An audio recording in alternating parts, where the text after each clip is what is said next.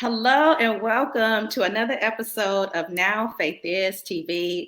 My name is Dr. Paulette Harper, and I'm an author and nonfiction publishing coach for coaches, speakers, thought leaders, and entrepreneurs who want to write a book. I am so excited about today's episode because I'm going to be interviewing a expert in parenting. Her name is Carol Muleta, and she is a parenting consultant and strategist, and also the owner of the Parenting 411. Carol, thank you so much for joining me here on an episode of Now Faith Is TV. Introduce us to who you are to our audience. Sure. As you said, I'm the creator of the Parenting 411, where we deliver information parents need from sources they can trust. I give parents tools so that they will courageously connect with their children, confidently give them skills for life, and consciously savor the joy in their parenting journey. I love that because we need the parent connection with our children. So when you are, speaking to parents about children, what ages do you try to bring them together and share your expertise? Well, I have worked with parents of children of all ages, up to, I believe, even a 35-year-old, but they had younger children too. That's sort of how that happened. But my sweet spot is parents of children ages 0 to 13, because as you can imagine, that's a period of time in our children's lives when we are the most hands-on. Yeah. So how do you, I'm kind of curious because from 0 to 13, that's 13-year gap. How do you coach, mentor, people who are, have a child that's, zero age, a newborn. Mm-hmm. Well, I talk to them about the fact that the minute our child gets here, he's trying to figure out how to connect with us. Mm. When I studied parent education and became certified as a parent educator, I learned a lot about psychologist Alfred Adler. And so he talked about the fact that we are social beings as humans. Mm. And so when we come here, we are seeking to connect, to know that we count or matter to those around us. And that we can contribute. And so our behavior can be explained by that. So some of the annoying behaviors, say, for example, that our younger children have, they're trying to accomplish those goals. It may not be conscious to them. They cannot articulate that to us, but that's what they're trying to do. And so it's up to us as those who have been here and know the lay of the land to coach them. Wow, that is great. Also, share with us. You mentioned about at such an early age, our children are trying to connect with us, and how important it is to build that connection as they're growing up.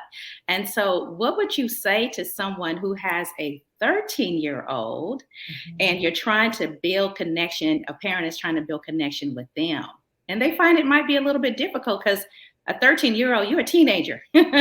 Right. And that's why it really does help to start when your children are younger. But I always tell parents that I work with that it's never too late to be the parent that you want to be. And so definitely lean in to what your child is interested in, what they care about. There's one tool that I really love, and we call that special time. Or you can change the name of it. My sons like to call it hang time. We had been doing that since they were very young, but as they approached the teenage years, it wasn't special time, it was hang time.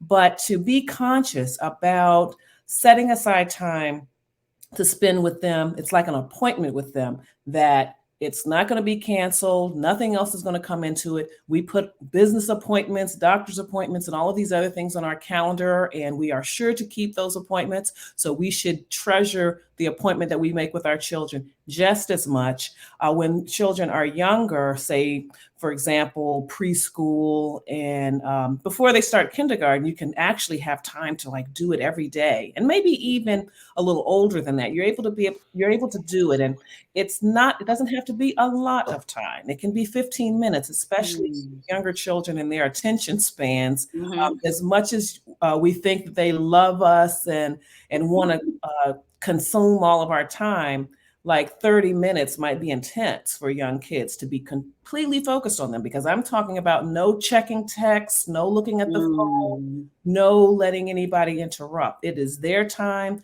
and they decide what you're going to do with it. You're going to play the game Wow. they want to play. You're going to talk about what they want to talk about. And so as children get older and they have more activities, you may not be able to do it as often, but it can be once a week that you're going to have this time. It might, and then of course it would be longer because you're Mhm. not doing it as often. So it might be an hour, and it should be something that allows you to be interactive and talking about what you're experiencing. Oh, that is so good, Carol. You mentioned about one of the things that I'm hearing from you is making sure that your child is a priority. And sometimes as kids grow up, we don't take that time for them. And they need that. And if it's 10 or 15 minutes, And so when you're talking about just building and spending quality time with your children, I know, many children, teenagers, I should say, who didn't have that when they grew up.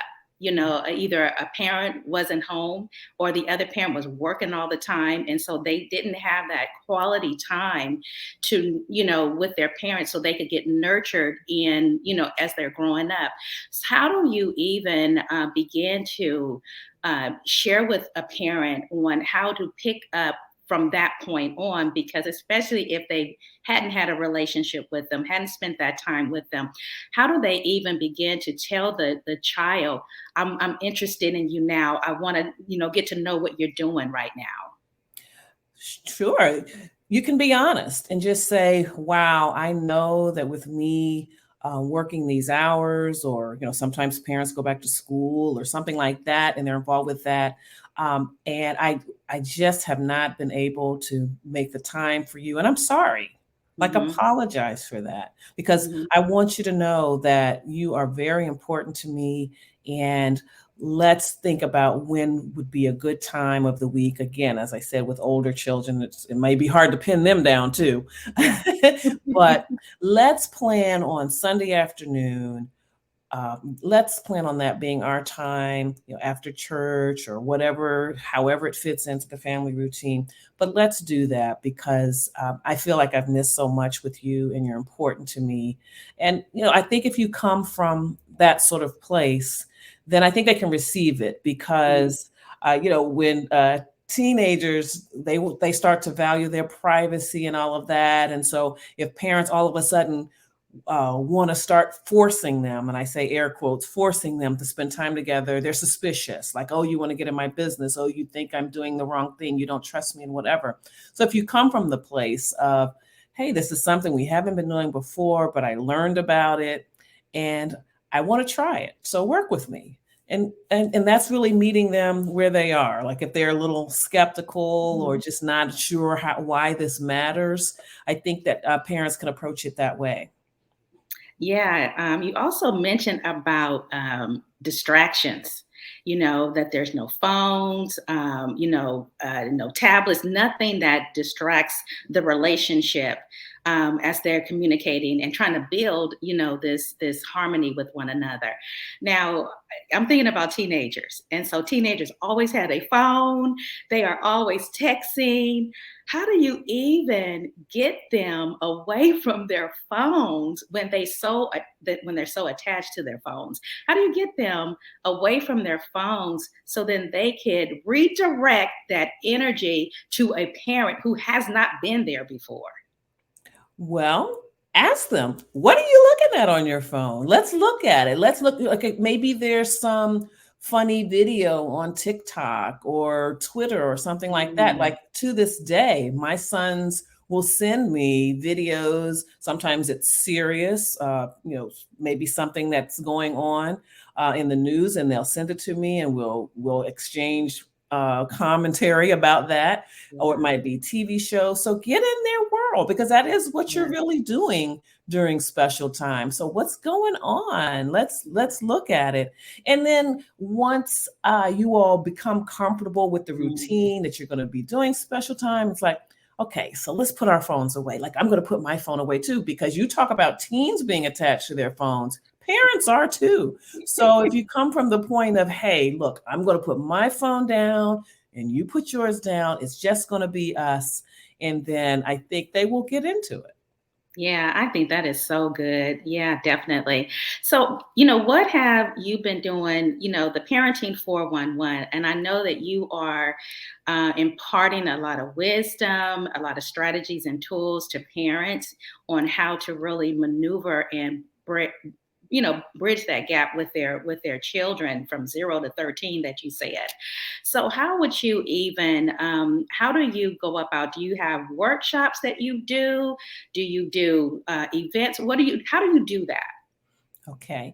I have the Parenting 411 podcast, which drops every Tuesday with a new episode, and we discuss a wide range of topics that are of interest and concern for parents. Because, as I said, I'm just committed to delivering information parents need from sources they can trust. So these are people that I've met, that I follow, that have particular expertise, and I want to bring it to parents because I know what it was like. I am the mother of twin sons who are now young adults. I remember what it was like trying to read all of the books and attend all of the conferences and learn everything that I could about parenting, and also when you have a child that has Mhm. learning differences.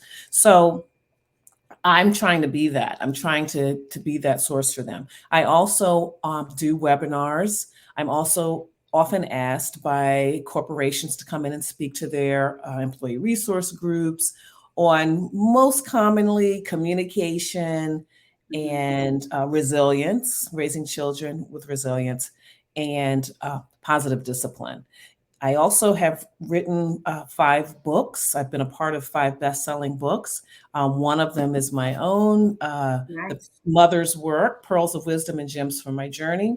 And Nice. so I impart strategies and wisdom there. And I am about to launch my new masterclass. So I'm looking forward to that. It's a Parent and Purpose masterclass. And I recently hosted the Parent and Purpose Summit, where I Mm. posted shared interviews for participants that I have done with experts talking about mental health, parenting, relationships, and self care, and just parenting skills in general. Yeah. So when you are sharing with a parent and you're mentoring, now are you talking to the parent and the child together, or just the parent? Just the parent in Okay. general. Mhm. Okay. And so when you're talking to the parent, do they come back and report to you results that they have been receiving, or maybe they come against, something that's a struggle, and then you help them, kind of get through that struggle with, some other tips and tools that you have for them? Yes, they're welcome to do that if they participate in my masterclass or my group coaching program. But I didn't mention this, that I do some one-to-one consulting as well. So, yes, and there are different levels of that. And so I do work with them. We go through whatever challenges you're having. I create an action plan for them, Mm. and then they have some follow-on sessions with me where they try what I have laid out in their plan, and we just work it, refine it as needed, and all of that. Yes. Wonderful. So, how did you get started with your company, the Parenting 411? What was the driving force that you decided, what, this is the direction I want to go in for my life? Well, God decided that for me. Okay. When I had twin sons, as I said, and I had come from corporate marketing. thought I was going to come home, have the baby, stay home 4 months, 6 months tops, and I was going to be heading back out because this was going to be easy. I was going to be able to get that all organized, have someone take care of them, go to work, and this is what I was going to do. And so it didn't work out that way. And I'm glad it didn't work out that way. First of all, it was way more challenging. Mm-hmm. You know, adults adults are a lot easier to manage and to get to do what you want them to do. Uh, so there was that. Then, of course, Mm-hmm. I fell in love with them as well. Certainly Of course. enjoyed, and they were fascinating to me. They had very different personalities. They still do. And as I mentioned earlier, at about 13 months, one son was diagnosed with developmental delays. And so once he described his vision of what my child's life would be like and what he Mm-hmm. needed to do, I said, well, I can't have my child riding around in a car going to these different appointments if I'm not driving. And so my husband and I talked about it, and so I decided to stay home with them. And so, in the course of taking him to his appointments, I had wonderful people that worked with him, like speech and language, occupational therapy. But they always gave me homework because they tell Mm-hmm. me this is what we worked on in our session, and this is what you should do at home. Mm-hmm. And so, me with the creative marketing background, I started making things, visual aids, and all of this stuff. I just went right into PowerPoint and grabbed images and all of that to really help reinforce what he was learning. And then his brother was at home too, so he could learn these things as well. And so that was part of it. And then just reading and studying more so that I could learn more about what he needed, and then just what children in general need from their parents. Um, I was just learning so much. And Mm-hmm. I also took parenting classes on my own because they hit the teachable twos. So I needed some skills. And I also wanted very seriously to be able to nurture them as individuals because when I was pregnant, I had talked to adult twins who talked about how their parents treated them as one unit. One Yeah. woman told me that her parents had her and her twin sister dressing alike until they got out of high school. So Wow. I just wanted to learn more about child development and parenting so that I could nurture them as individuals because I knew when they were in the womb that they were going to be pretty different, and they're fraternal twins too. Mm-hmm. So when I started taking those classes, the nonprofit organization where I took the classes, after about 2 or 3 classes, asked me to enroll in their leadership program and to begin leading courses, co-leading, and then ultimately leading courses. And so I earned my certification as a parent educator. And so when my children were about 2.5, God awakened me in a dream and said, "This is what you're going to be doing." Wow. And by that time, I had even started a sales marketing consulting company. Like I thought that's what I was going to be Mm-hmm. doing. And he was like, Mm-hmm. "You can get back to that, but this is what you're going to be doing. This Yeah. is you're going to be teaching parents everything that you're learning." And I was like, God, nobody wants to hear me speak. He said, oh, yeah, they want to hear you speak and they're going to pay you. I said, Mm-hmm. okay. So, I'd love to say that the next day I went and started the company. I did not because I was definitely intimidated by this big Sure. dream. He did say as the conversation was ending that just get them into kindergarten. Like that's your job right now. Like you don't have to try to do any of this stuff Mm-hmm. that I want you to do right now, but get them into kindergarten. And so even once they got to kindergarten, it still was it blew my mind what he was expecting me to do. Yeah. And so I'm just so thankful to say, though, that now my company's really starting to look like what he wanted. I did start a company, and I started a company with another mom, and we did do some workshops and classes. We dissolved that company, but I still have the original company that I formed when the boys were younger. I reactivated that. And Mm-hmm. so the Parenting 411 is part of that. Wow, that's amazing. So your children were beta testers for a program that God redirected you to, to create. And I think that that's a tremendous blessing because a lot of times we think, like you said, we think we're going to do one thing, but then God redirects us and tells us no, because there's a bigger picture and there's more people that need to hear and need to hear what you have. And then you mentioned about they will pay you. And Mhm. I think that that is the blessing of being able to, one, hear from the Lord, and then also to be okay with the redirection in which he gives you as an individual. And so how has the response been with your children who are now teenagers now? Yes. Oh, well, no, not teenagers. I'm sorry. They're young adults. The They're young college adults. graduates. They're college Okay, okay. graduates. Awesome, awesome. They're graduated. Okay, all right.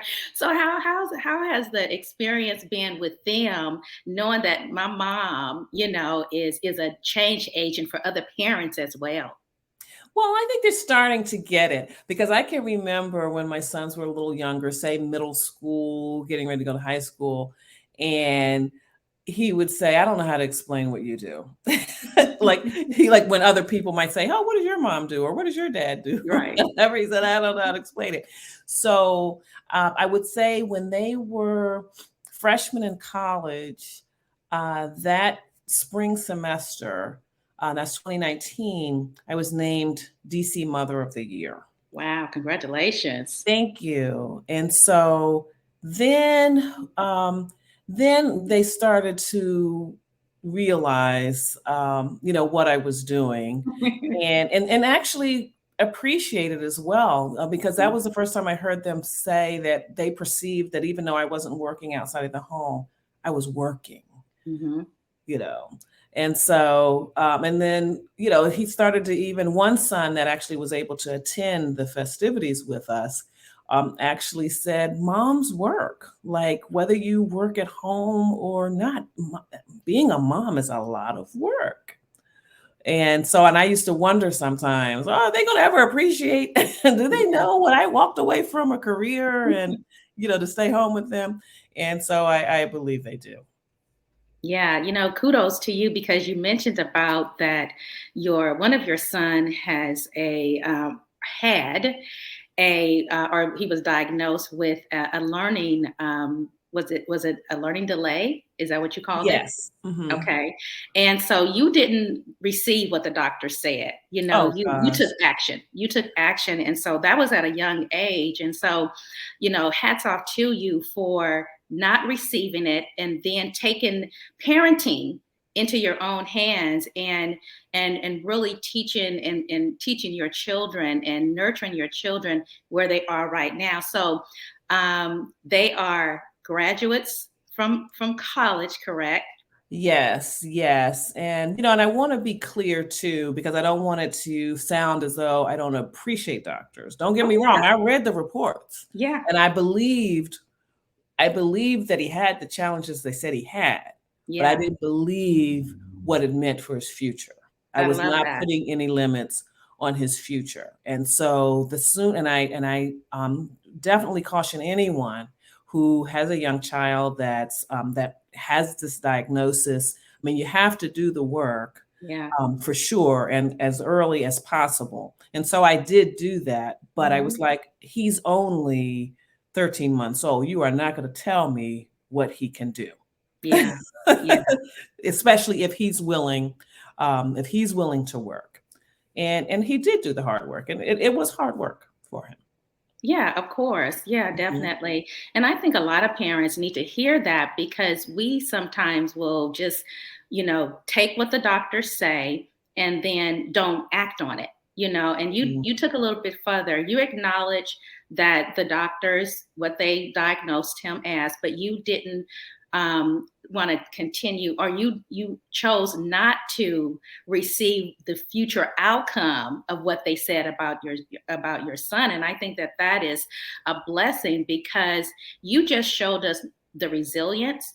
You showed us the courage, and you did something that other parents need to be encouraged to do, is to to learn, to be steadfast, and then also that you as a parent, us as a parent, we have so much power in how our future of our children are going to come out. And so I applaud you for that. Thank you. So I want to thank you so much for coming on here, because parenting 411, it can be very hard.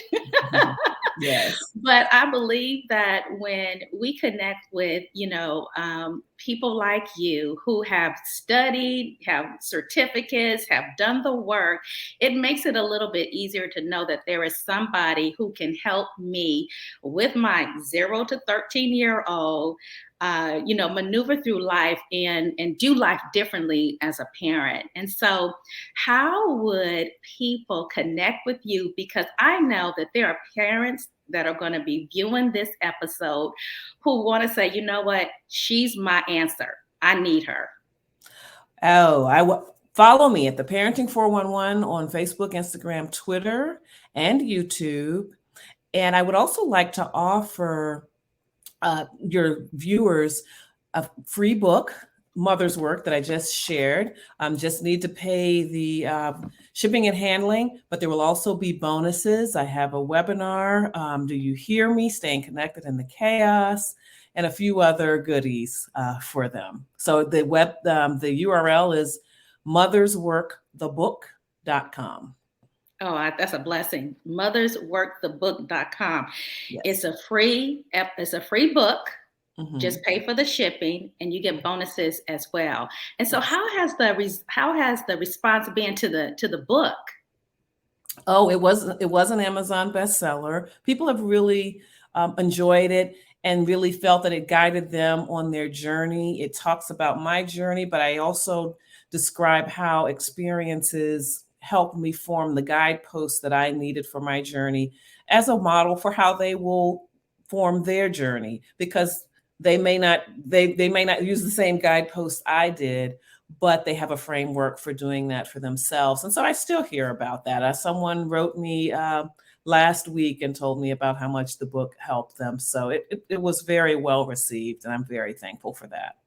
Wonderful, wonderful. Well, thank you once again, Carol, for being on Now Faith Is TV. And thank you, everyone who has been listening and viewing this episode. I am Dr. Paulette Harper, and we will see you again on Now Faith Is TV.